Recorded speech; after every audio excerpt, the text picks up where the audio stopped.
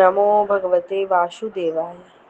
जय श्री कृष्णा भक्तों, आप सभी का दर्शनम.ऑफिशियल चैनल में स्वागत है। आपने पुरुषोत्तम मास की अध्याय 6, 7, 8 की कथा अवश्य सुनी होगी और नहीं सुनी होगी तो चैनल पर कथा अवश्य सुने। आज हम लेकर आए हैं पुरुषोत्तम मास की महात्म्य कथा अध्याय 9। सूत जी बताते हैं कि मेधावी ऋषि की कन्या अपने पिता के निधन के बाद अत्यंत दुख और अकेलेपन में जीवन व्यतीत कर रही थी। उसका हृदय शोक से भरा हुआ था। वह न केवल माता पिता से विहीन थी बल्कि अपने भविष्य को लेकर भी चिंतित थी। वह कन्या एक सोनी हिरनी की तरह भयभीत और असहाय होकर अपने घर में रहती थी। उसके नेत्र आंसुओं से भरे रहते, हृदय दुख की अग्नि में जलता रहता और हर क्षण वह अपने जीवन का कोई मार्ग नहीं देख पाती थी।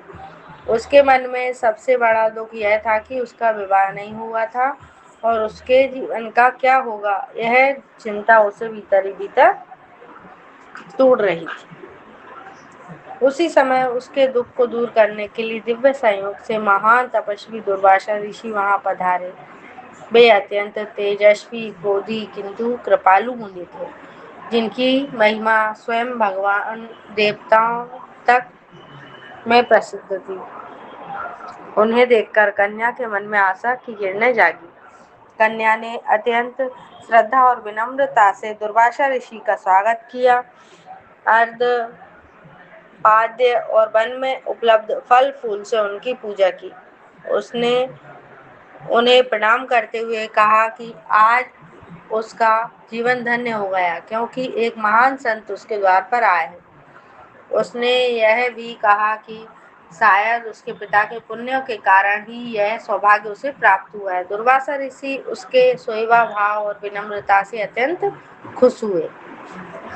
उन्होंने उसे आशीर्वाद देते हुए कहा कि वह एक श्रेष्ठ कुल की धर्मपरायण और पुण्यात्मा कन्या है। उसके पिता का तप सफल हुआ जो उसे एक ऐसी कन्या प्राप्त हुई।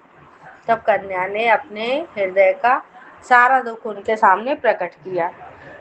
उसने कहा कि वह अनाथ है, उसका कोई सहारा नहीं है। वह विवाह न होने के कारण उसका जीवन अधूरा रह गया है।